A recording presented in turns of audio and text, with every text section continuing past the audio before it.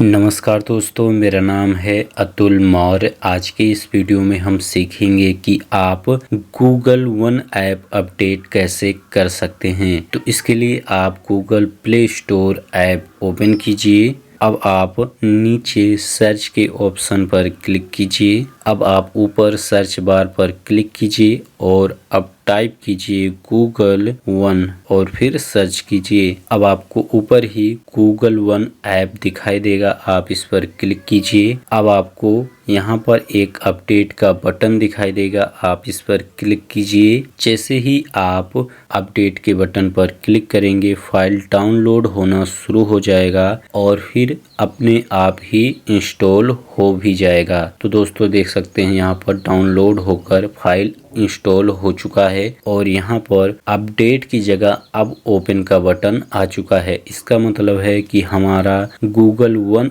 App update हो चुका है। तो दोस्तों इस तरीके से आप गूगल वन ऐप अपडेट कर सकते हैं। अगर आपको ये जानकारी अच्छी लगी हो तो प्लीज लाइक कीजिए, दोस्तों के साथ शेयर कीजिए। वीडियो देखने के लिए धन्यवाद।